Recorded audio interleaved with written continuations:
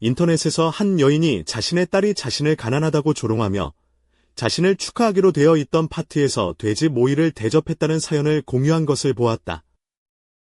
댓글들은 분노로 들끓었다. 누가 자기 생일에 친어머니를 그렇게 모욕한단 말인가? 하지만 나를 얼어붙게 만든 것은 그 잔인함이 아니었다. 내 딸이 웃으며 돼지 음식이나 드세요. 어머니한테 딱 어울리네요. 라고 말했던 바로 내 생일 파티에 설거지를 하면서 그 글을 읽고 있었다는 사실이었다. 아무도 나를 변호해주지 않았다. 내 손주들조차도. 하지만 그들이 모르는 것이 있었다. 나는 낡은 중고 드레스를 입은 모욕당한 늙은 여자가 아니었다. 나는 그들이 살고 있는 집을 여전히 소유한 여자였다. 그리고 그 웃음은 그들이 그 집에서 터뜨린 마지막 웃음이었다. 오늘로 67번째 생일을 맞았다. 부엌에서 구수한 된장찌개를 끓이며 나는 작은 미소를 지었다. 남편 민준이 세상에서 가장 아름다운 여자라고 말해주던 날 입었던 바로 그 푸른색 꽃무늬 원피스를 골라 입었다. 그 옷은 더 좋았던 시절의 추억이 안아주는 것처럼 내 피부에 부드럽게 감겼다. 가족들에게 잘 보이고 싶어 주름 하나하나 정성껏 다림질했다.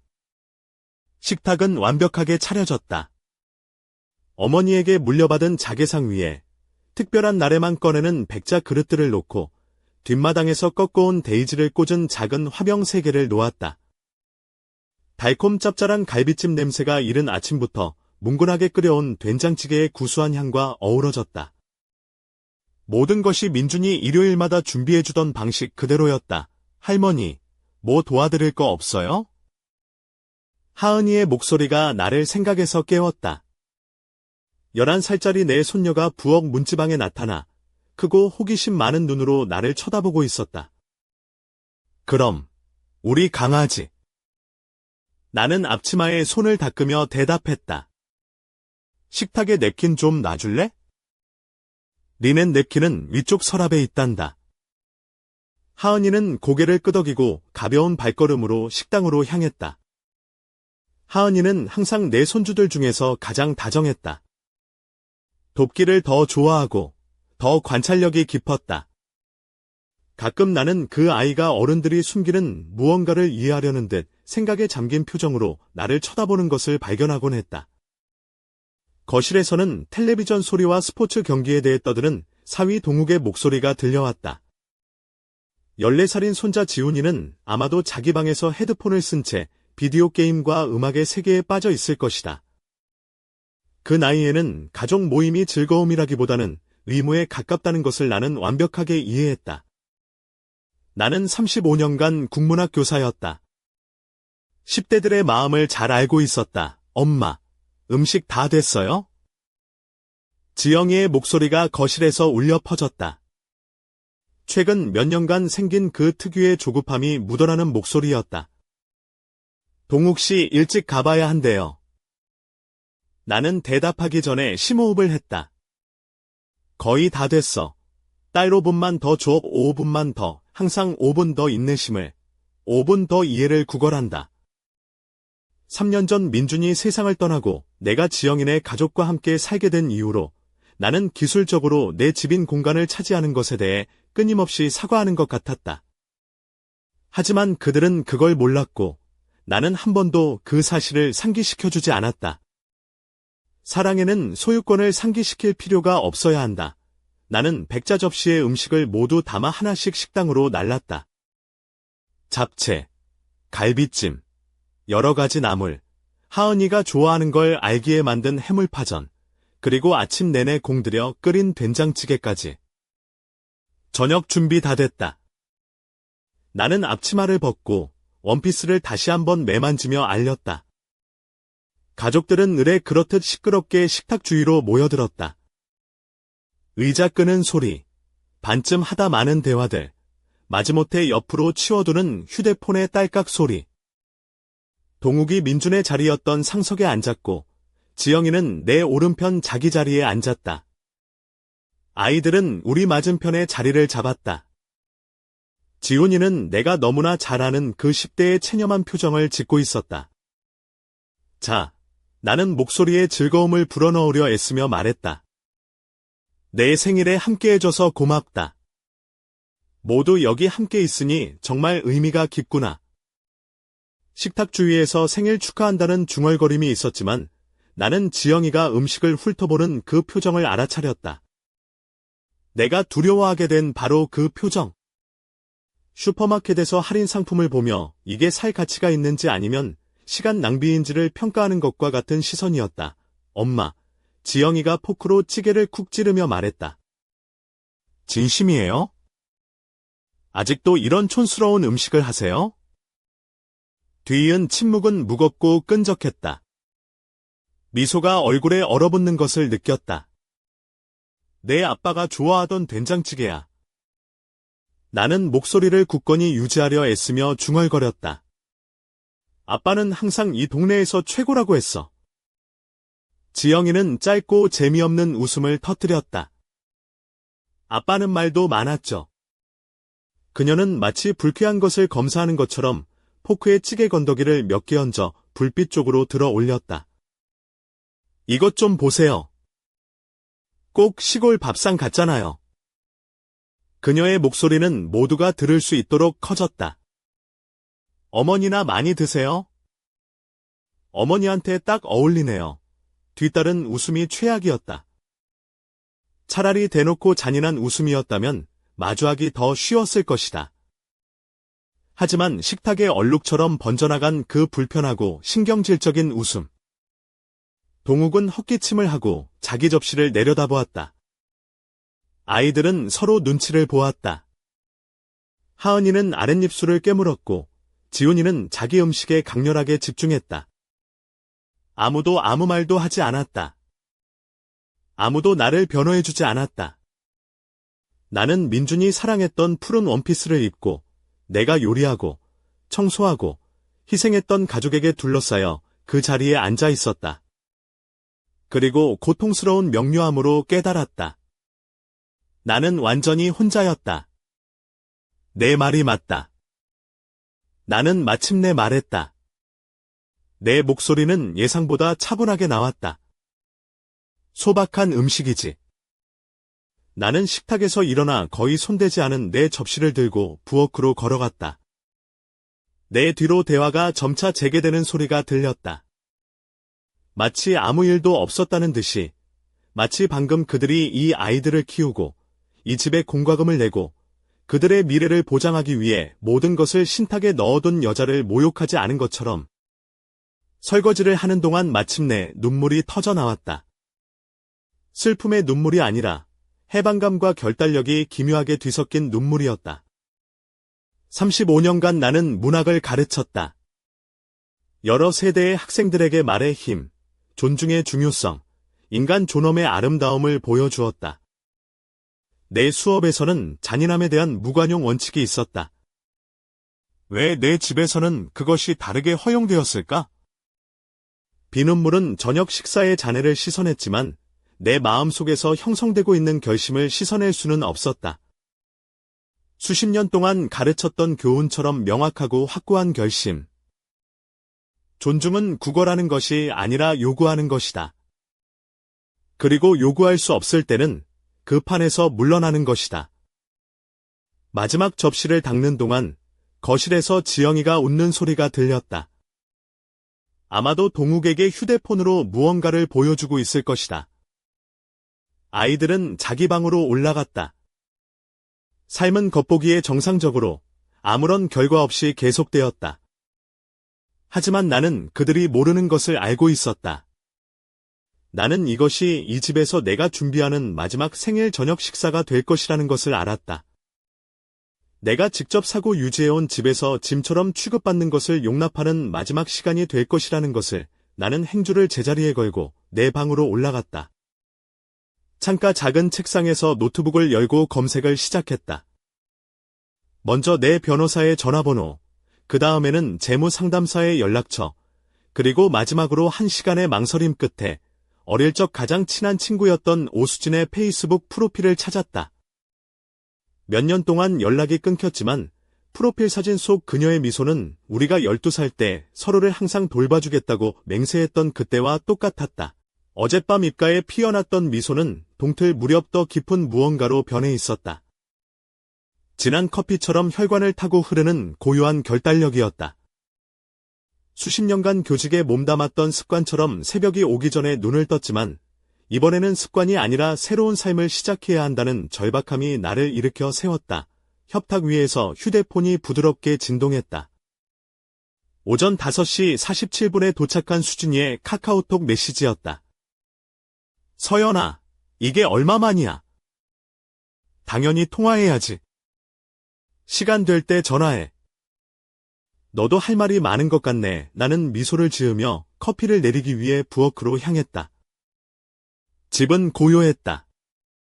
지영이와 동욱은 2시간 뒤에나 일어날 것이고 아이들은 학교에 가기 위해 꼭 필요한 시간이 되기 전까지는 내려오지 않을 것이다. 이곳은 나의 시간, 매일의 혼돈이 시작되기 전 나의 평화로운 순간이었다. 커피가 내려지는 동안 수진이의 번호를 눌렀다. 두 번째 신호음이 울리자마자 그녀가 받았다. 박서연 씨. 세월이 흘렀음에도 불구하고 따뜻하고 익숙한 그녀의 목소리가 들려왔다. 내 영혼의 단짝. 얼마만이야? 내 영혼의 단짝. 우리가 어렸을 때 세상이 무한한 가능성으로 가득 차 보이고 그 무엇도 우리를 갈라놓을 수 없다고 맹세했을 때 서로를 부르던 말이었다. 물론 인생은 다른 계획을 가지고 있었다. 결혼, 아이들, 직장, 지리적 거리. 하지만 지금 그녀의 목소리를 들으니 마치 하루도 지나지 않은 것 같았다.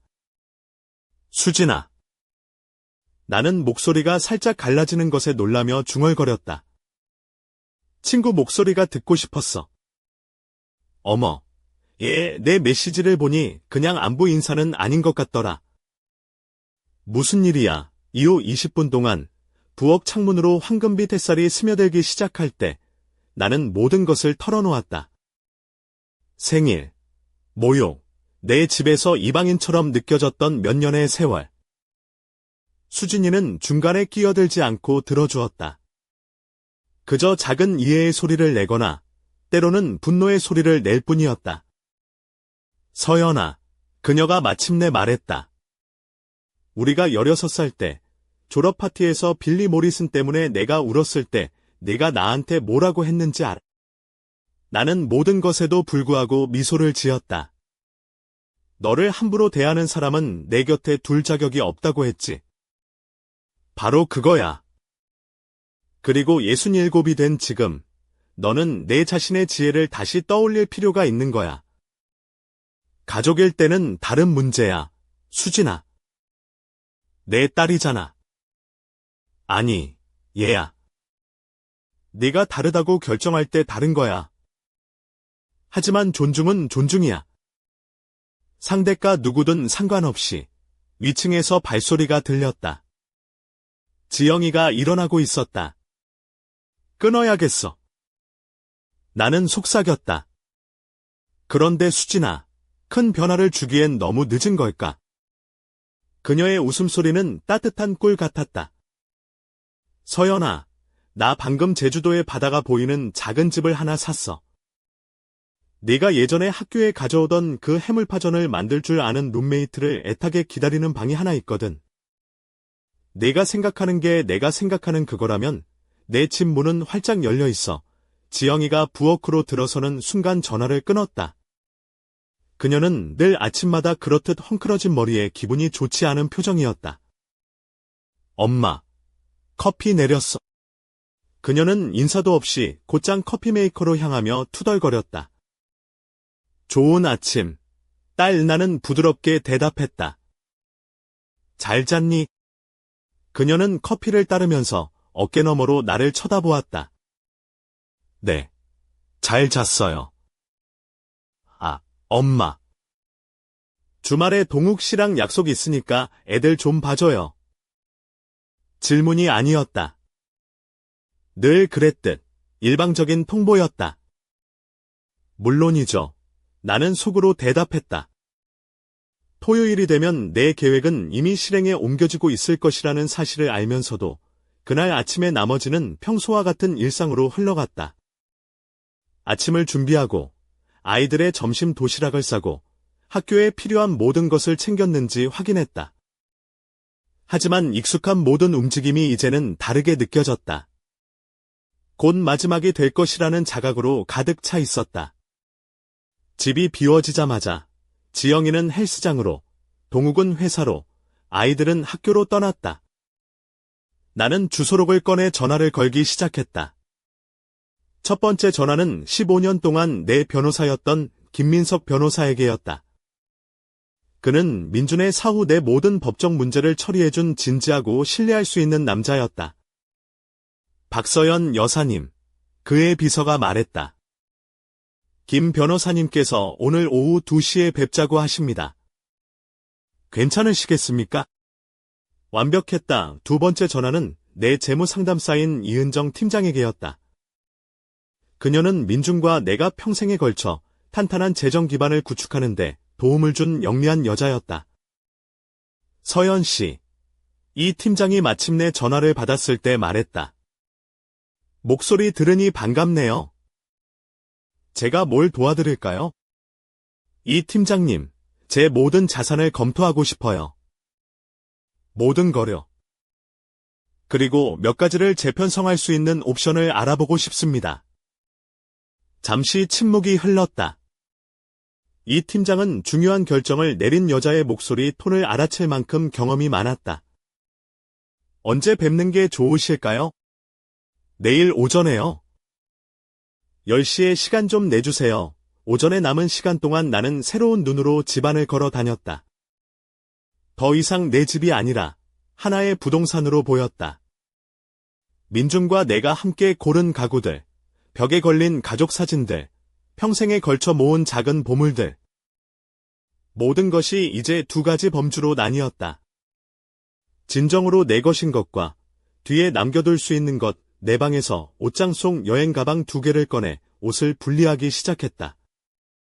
모든 것이 다 들어갈 수는 없었기에 나 자신처럼 느끼게 해주는 것, 감정적 가치가 있는 것, 새롭게 시작하는 데 필요한 것들을 신중하게 골랐다. 어제의 그 푸른 꽃무늬 원피스를 가장 먼저 접어서 넣었다. 오후 2시 정각, 나는 김민석 변호사의 책상 맞은편에 앉아 있었다. 내가 하려는 일의 중대함에도 불구하고 내 손은 차분했다. 박서연 여사님, 김 변호사가 안경을 고쳤으며 말했다. 메시지가 흥미롭더군요. 유언장과 재정협의의 중대한 변경을 원하신다고요. 맞습니다. 김 변호사님. 제 딸이 수익자나 공동 서명인으로 되어 있는 모든 계좌에 대한 접근 권한을 취소하고 싶습니다. 유언장도 완전히 다시 작성할 것이고 이 집은 매물로 내놓고 싶습니다. 김 변호사는 눈썹을 치켜 올렸다. 그건 매우 중대한 변경입니다. 서연 씨, 이런 결정을 내리게 된 동기를 여쭤봐도 될까요? 나는 최근 사건들의 요약 버전을 그에게 들려주었다. 감정보다는 사실에 초점을 맞췄다. 김 변호사는 돈과 권력 때문에 파괴되는 가족들을 충분히 봐왔기에 즉시 이해했다. 알겠습니다. 그가 마침내 말했다. 손주들은요? 하은이와 지훈이의 교육 자금은 그대로 둘 겁니다. 하지만 부모가 손댈 수 없는 신탁으로 묶어서 아이들이 25살이 될 때까지는 인출할 수 없도록요. 아이들에게 기회를 보장해주고 싶지만 동시에 노동과 존중의 가치를 배우게 하고 싶습니다. 그리고 나머지 자산은요. 나는 심호흡을 했다. 일부는 교육자선 단체에 기부하고 다른 일부는 저를 위해, 제 새로운 삶을 위해 쓸 겁니다. 그리고 만약 하은이가 가족에 대한 존중이 무엇인지 배웠다는 것을 증명한다면, 글쎄요, 그건 그때 가서 보죠. 김민석 변호사는 꼼꼼하게 메모했다. 이 변경 사항들이 언제부터 효력을 발휘하길 원하십니까? 즉시요. 그리고 김 변호사님, 제가 준비될 때까지 이 모든 것은 절대 비밀로 해주셔야 합니다. 물론입니다. 얼마나 시간이 필요하실 것 같습니까? 2주요. 나는 내 목소리에 담긴 확신에 스스로 놀라며 말했다. 2주 안에 모든 것이 제자리를 찾을 겁니다. 2주 후, 내 개인적인 소지품 마지막 상자를 자선단체 기부용이라고 표시된 상자에 포장하면서 내 가장 소중한 보물들을 의심 없이 빼낼 수 있게 해준 작은 선의의 거짓말. 나는 기묘한 평온함을 느꼈다. 그것은 내가 학생들을 위해 할 수 있는 모든 것을 다했고, 이제는 놓아줄 시간이라는 것을 알았던 교사로서의 마지막 날들에 경험했던 것과 같은 평온함이었다. 존엄성 되찾기 작전은 나 자신조차 놀랄 만한 정확성으로 진행되었다. 김민석 변호사는 효율적이고 신중했다. 모든 법적 서류는 서명되고 보관되었다. 이은정 팀장은 내 재정을 재편성해 주었는데 지영이가 더 이상 아무 것에도 접근할 수 없다는 것을 깨닫기 전까지는 단순한 계좌, 통합처럼 보일 정도였다. 집은 공식적으로 시장에 나왔지만 비밀을 조금 더 유지하기 위해 다른 지역의 부동산 중개업소와 계약했다. 그리고 그날 아침, 지영이가 아이들에게 학교에 늦는다고 소리치고 동욱이 아끼는 넥타이를 찾지 못해 욕을 하는 동안 나는 조용히 아침을 먹었다. 그 익숙한 혼돈을 듣는 것이 마지막이라는 것을 알면서. 엄마, 지영이가 평소에 아침 짜증이 밴 표정으로 부엌에 나타나 말했다. 오늘 제 원피스 세탁소에서 찾아다 줄 수 있어요? 내일 저녁에 입어야 해요. 물론이지, 딸아. 나는 대답했다. 내일이 되면 지영이의 원피스는 다른 누군가가 챙겨야 할 것이라는 걸 알면서도 집이 비워진 후 나는 신중하게 고용해둔 이삿짐 센터에 전화했다. 3명의 남자가 눈에 띄는 상호 없는 트럭을 타고 도착했다. 정확히 내가 요청한 대로였다. 준비 다 되셨습니까? 박서연 여사님? 감독관이 물었다. 그는 민준을 떠올리게 하는 부드러운 손을 가진 나이든 남자였다. 네, 나는 그에게 가져가야 할 상자와 특정 가구 목록을 건네며 대답했다. 목적지는 서류에 있습니다. 오늘 오후 5시 전까지 모두 도착하게 해주세요. 나는 많은 것을 가져가지 않았다. 민준과 내가 함께 고른 가구 몇 점, 감정적 가치가 있는 미술품 몇 점, 내 책들로, 내 소중한 책들, 내가 가르치고 사랑했던 평생의 문학 그리고 민준과 나 단둘이 찍었거나 아이들이 어렸을 때 지영이가 나를 짐처럼 쳐다보는 법을 배우기 전에 찍은 가족 사진들. 이사를 감독하는 동안 휴대폰이 울렸다. 수진이었다. 정말 확신하는 거지? 내 반쪽? 그녀는 물었다. 그녀의 목소리에는 의심이 아니라 사랑이 담긴 걱정만 있었다. 내 인생에서 이보다 더 확신에 찼던 적은 없어. 나는 대답했다. 남자들이 민준이 일요일 오후에 내게 시를 읽어주곤 했던 흔들의자를 싣는 것을 보면서 그 방 아직 비어 있어? 내 방은 널 기다리고 있어. 내가 말해준 그 푸른 원피스처럼 파란색으로 새 침구도 사놨어. 나는 미소를 지었다. 눈물이 쏟아질 것 같았지만 슬픔의 눈물이 아니라 감사의 눈물이었다. 내 집에서 몇 년 동안 투명인간처럼 느껴진 후 누군가 내 시트 색깔까지 생각해 주었다니 이삿짐 트럭이 떠난 후 나는 이제 가구가 없어진 것 이상으로 텅 빈 느낌이 드는 집으로 돌아왔다. 부엌 식탁 위에 3개의 봉투를 남겨두었다. 하나는 지영이와 동욱에게, 하나는 아이들에게, 그리고 하나는 쓰지 않기를 바랐던 편지였다. 지영이에게 보낸 봉투에는 모든 법적 서류 사본, 재정적 변화에 대한 명확한 설명, 그리고 올바른 톤을 찾기 위해 5번이나 고쳐 쓴 편지가 들어 있었다. 단호하지만 잔인하지 않고 정직하지만 복수심에 차 있지 않은 지영아, 내가 이 편지를 읽을 때쯤이면 나는 이미 떠나 있을 거다. 이것은 분노 속에서 내린 결정이 아니라 명확함 속에서 내린 결정이다. 3년 동안 나는 이 집에서 환영받지 못하는 손님처럼 살았다. 용납은 받았지만 존중받지는 못했지. 내 생일날의 사건은 그저 마지막 한 방울이었을 뿐이다. 내가 어렸을 때 내가 가르쳤듯이 우리의 행동에는 결과가 따른다. 누군가를 버려도 되는 존재처럼 대하는 것의 결과는 결국 그 사람이 떠난다는 것이다. 집은 매물로 나왔다. 다른 곳을 찾을 시간은 30일이다. 아이들의 교육 자금은 안전하지만 그 외의 모든 것은 바뀌었다. 내가 가진 것을 잃기 전에 소중히 여기는 법을 배우렴. 그것은 내게 분명히 필요한 교훈이다. 스스로를 존중하는 내 엄마가 아이들에게 보낸 편지는 더 부드러웠다. 사랑으로 가득 찼지만 가족에 대한 존중과 어려울 때라도 옳은 것을 옹호하는 것의 중요성에 대한 중요한 교훈도 담겨 있었다. 세 번째 봉투는 쓰기에 가장 고통스러웠다. 그것은 특별히 하은이를 위한 것이었다. 생일 저녁 식사 동안 그 아이의 눈에서 무언가를 보았기 때문이다. 다음 세대에서 모든 것이 길을 잃지는 않았다는 희망을 주는 불편함이었다. 나의 사랑하는 하은이에게 내가 이 편지를 발견했다면 내가 어렸을 때 그랬던 것처럼 할머니의 책장에서 무언가를 찾아보기로 결정했다는 뜻이겠지. 너는 항상 최고의 보물은 책 페이지 사이에 숨겨져 있다는 것을 알았으니까. 나는 너에게 화나지 않았단다. 우리 강아지. 어른들, 특히 내 엄마에게 맞서는 것이 얼마나 어려운지 이해한단다.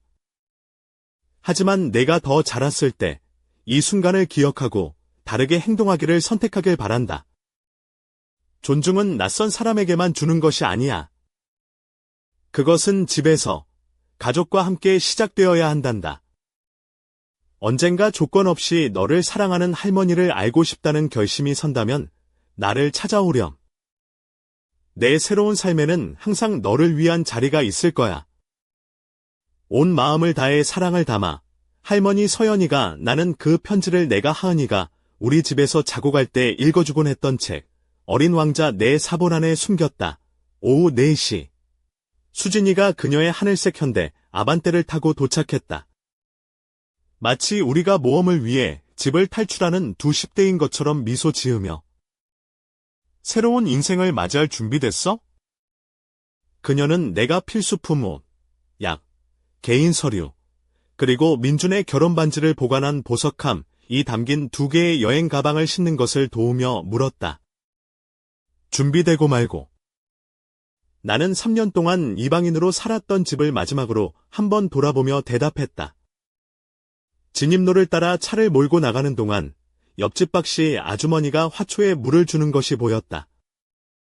그녀는 내가 한 시대의 끝을 목격하고 있다는 사실을 모른 채 늘 그랬듯 내게 손을 흔들었다. 2시간 후, 지영이는 헬스장에서 돌아와 이상하게 조용한 집을 발견했다. 처음에는 구체적으로 아무것도 눈치채지 못했다. 그저 무언가 다른 느낌이 들 뿐이었다. 부엌에 들어서서 식탁 위의 봉투들을 보았을 때야 비로소 이해하기 시작했다. 그녀의 비명은 박씨 아주머니네 집까지 들렸다.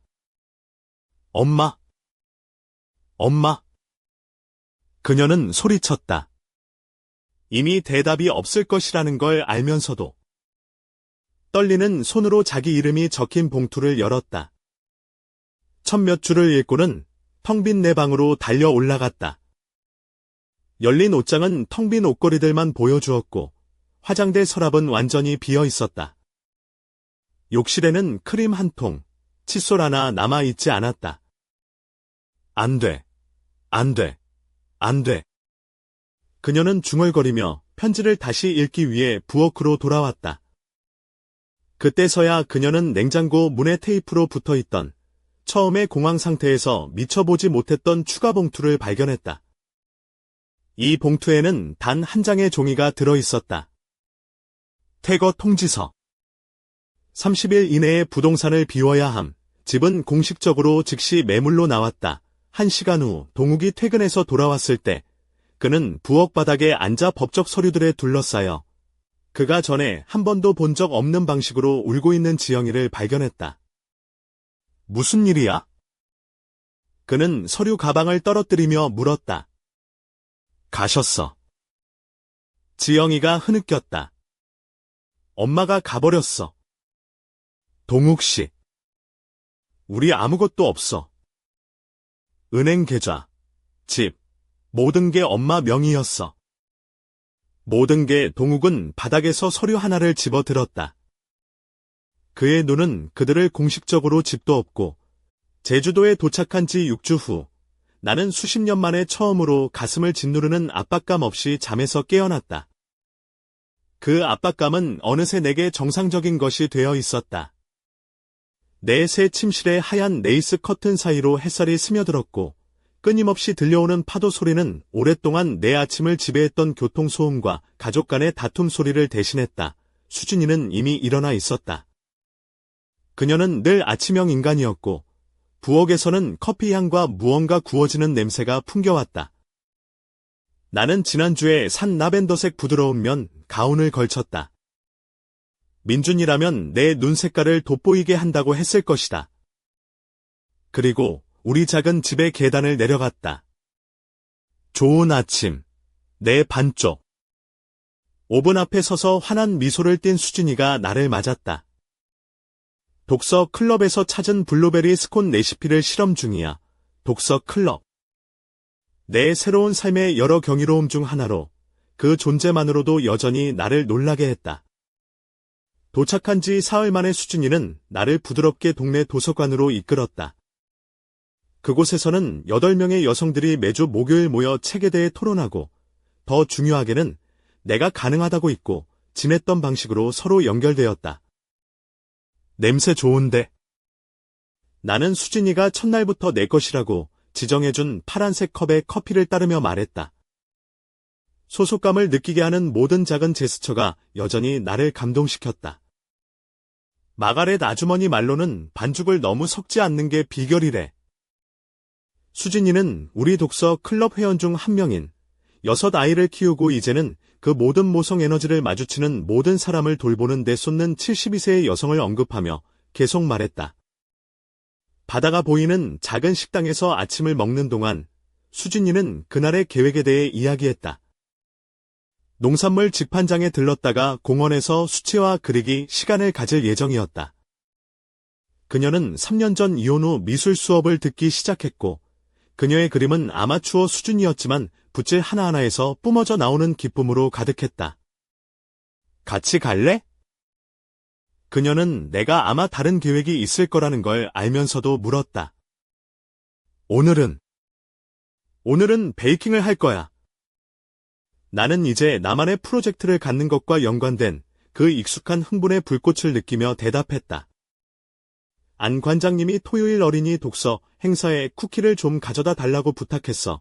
안 관장님은 도서관 사서로 무한한 에너지를 가진 35세의 여성이었다. 그녀는 책을 통해 사람들을 연결하는 것에 진정한 사랑을 가지고 있었다. 내가 국문학 교사였다는 것을 알게 되자 그녀는 즉시 어린이 활동을 도와달라고 부탁했다. 처음에는 망설였다. 과연 이 모든 일 후에 다시 아이들과 일하고 싶은 걸까? 하지만 기대에 찬 작은 얼굴들의 원안에 처음 앉았을 때 나는 왜 애초에 가르치는 것을 선택했는지 기억해냈다. 그것은 단지 문학에 대한 사랑이 아니었다. 젊은 마음이 확장되는 것을 보는 사랑, 한 아이가 단어가 온 세상을 창조할 수 있다는 것을 발견하는 순간의 일부가 되는 사랑이었다. 그 아이, 소희. 토요일에 올 거지? 나는 9살짜리 소녀를 생각하며 말했다. 그녀는 호기심 많고 관찰력이 뛰어나며 이야기에 대한 허기가 채워지지 않는 것처럼 보였다. 그 나이의 하은이를 많이 닮았다. 소희는 매주 수요일 할머니와 함께 도서관에 나타났다. 할머니는 밤에는 사무실을 청소하고 낮에는 손녀를 돌보는 부지런한 분이었다. 처음 그녀를 보았을 때 소희는 청소년 도서 코너에 있었고 분명히 자기 수준보다 높은 책을 읽고 있었지만 모든 단어를 개걸스럽게 삼키고 있었다. 지난주에 시간의 줄은 빌려줬지? 수진이가 물었다. 응, 그리고 수요일에 돌려주러 왔을 때 공책에 3페이지나 메모를 해왔더라. 시간 여행에 대한 질문, 왓츠 부인에 대한 이론, 심지어 테서렉트를 그려보려고 한 시도까지. 나는 그 책에 대해 나눴던 대화를 떠올리며 미소 지었다. 소희는 내 고등학생 제자들 중 일부가 종종 놓치곤 했던 이야기의 측면들을 이해하고 있었다. 그 아이에게는 특별한 무언가가 있었다. 내가 왜 가르치는 것을 그토록 사랑했는지 상기시켜주는 불꽃이었다. 너 결국 그 아이 공식적으로 멘토링하게 될걸. 수진이가 아는 체 않은 미소를 지으며 예언했다. 아마도. 나는 인정했다. 할머니께서 소희가 작가가 되고 싶어 한다고 말씀하셨어. 관심 있는 아이들이 있으면 작은 창작 글쓰기 워크숍을 시작해 볼 수 있겠다고 말씀드렸지. 이 새로운 삶의 리듬에 얼마나 쉽게 빠져들었는지 놀라웠다. 조용한 아침, 의무감보다는 즐거움을 위해 선택한 프로젝트들, 나를 고갈시키는 대신 영향을 주는 대화들. 오후에는 수진이와 나는 해변을 걸었다. 때로는 조용히, 때로는 우리가 놓쳐버린 세월의 추억이나 남은 세월에 대한 꿈을 나누며. 나도 글을 쓰기 시작했다. 야심찬 것은 아니었다. 그저 내 인생의 이 새로운 단계에 대한 일기 속 성찰일 뿐이었다. 하지만 안 관장님이 내 글 몇 편을 보고 비슷한 전환기를 겪고 있는 다른 여성들과 내 경험을 공유하는 것을 고려해보라고 제안했다. 60대 이후의 삶을 재정의하는 여성들을 위한 지원 그룹을 시작할 수도 있겠네요. 그녀는 말했다. 그 아이디어가 나를 흥미롭게 했다. 교사 시절 내내 나는 치유와 성장을 위해 이야기를 나누는 힘을 항상 믿어왔다. 아마도 그 철학을 내 자신의 경험에 적용할 때가 온 것일지도 모른다. 그 목요일, 우리 독서 클럽에서는 캐런 톰슨 워커의 기적의 시대를 토론하고 있었다. 세상이 근본적으로 변할 때 사람들이 어떻게 적응하는지에 대한 소설이었다. 그 아이러니는 내게도 예외는 아니었다. 특정 나이 이후에 완전히 자신을 재창조하는 것이 가능하다고 생각하세요? 58세의 수잔이 물었다. 그녀는 아이들이 집을 떠난 후 자신이 엄마가 아닐 때 누구인지 몰랐다는 것을 깨닫고 그룹에 오기 시작했다. 서연 씨를 보세요. 마가렛 아주머니가 따뜻한 미소로 나를 가리키며 말했다. 6주 전에 한 명의 여성으로 여기에 와서 완전히 다른 사람으로 변해가고 있잖아요. 다른 사람이 아니에요? 나는 부드럽게 정정했다. 항상 나였던 사람이지만 어떻게 그래야 하는지를 잊고 있었던 거죠. 그날 오후 수진이가 그림 수업에 간 동안 혼자 해변을 걸으며 나는 그 말들을 곱씹어 보았다. 사실이었다. 나는 나 자신을 무에서 창조하고 있는 것이 아니었다. 다른 사람들을 기쁘게 하고 갈등을 피하는 세월 아래 묻혀있던 내 자신의 측면들을 재발견하고 있었다. 주머니 속 휴대폰이 진동했다. 즉시 알아볼 수 없는 번호로부터 온 문자 메시지였다. 하지만 메시지를 읽었을 때 내 심장이 철렁했다. 할머니, 저 하은이에요. 편지 찾았어요. 통화할 수 있을까요? 나는 해변 한가운데 멈춰서서 맨발의 파도가 스치는 것을 느꼈다. 6주 동안 이 메시지를 기다려왔다. 두려워했고 원했다. 이제 그것이 도착하자 어떻게 대답해야 할지 확신이 서지 않았다. 하은이가 편지를 찾았다. 그것은 그녀가 내 책들을 뒤졌다는 뜻이었고 우리의 특별한 순간들을 기억했다는 뜻이었다. 하지만 그것은 또한 그녀가 마주할 수 있는 어떤 가족적 압력에도 불구하고 의식적으로 내게 연락하기로 결정했다는 뜻이기도 했다. 나는 여러 번 답장을 썼다 지웠다 하다가 간단한 것으로 결정했다. 안녕, 우리 강아지. 물론 통화할 수 있지. 언제 전화하길 원하니? 답장은 거의 즉시 왔다. 지금요. 엄마 아빠랑 나갔어요. 지훈이 오빠는 친구 집에 있고요. 저 혼자예요. 파도에 밀려온 통나무를 찾아 앉아 살짝 떨리는 손으로 번호를 눌렀다. 할머니? 하은이의 목소리는 작고 머뭇거렸다. 안녕, 우리 강아지. 나는 그녀의 목소리를 듣는 것만으로도 가슴이 벅차오르는 것을 느끼며 대답했다. 어떻게 지내니? 혼란스러워요. 그녀는 인정했다. 그리고 슬퍼요. 그리고 할머니가 왜 떠나셨는지 알 것 같아요. 첫 번째 전화는 하은이와 통화한 지 사흘 뒤인 화요일 아침에 걸려왔다. 나는 집 뒷마당에서 수진이와 함께 농산물 직판장에서 사온 화분에 허브를 심고 있었다. 그때 휴대폰이 집요하게 진동하기 시작했다. 화면에 뜬 이름에 나는 한숨을 쉬었다. 김민석 변호사. 좋은 아침입니다. 김 변호사님. 나는 원혜용 장갑을 벗으며 대답했다. 박서연 여사님. 중요한 사항을 알려드려야겠습니다. 따님이 여사님을 상대로 법적 조치를 시작했습니다. 나는 수진이가 정원 떡갈나무 아래 놓아둔 나무 벤치에 앉았다. 그 소식에 이상한 평온함이 느껴졌다. 어쩐지 예상하고 있었다. 어떤 종류의 법적 조치입니까?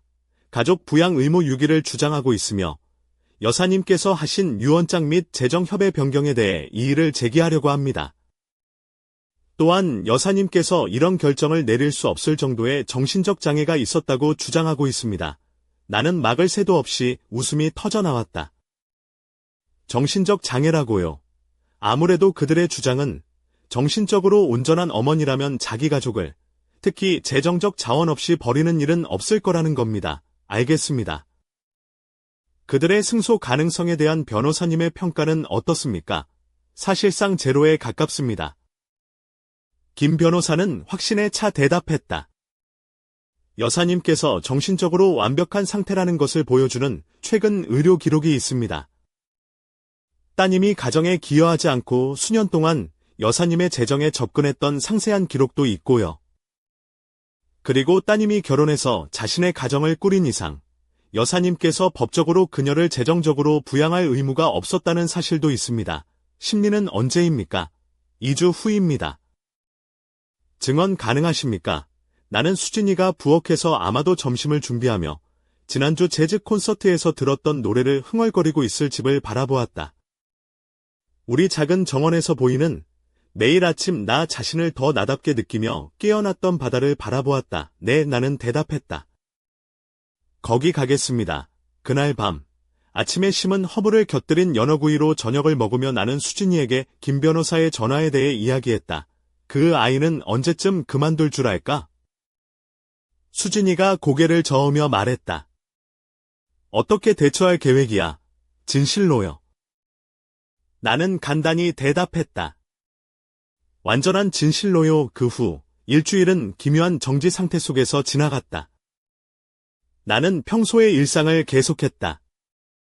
아침에는 독서 클럽, 오후에는 도서관 봉사, 수진이와 함께하는 해변 산책.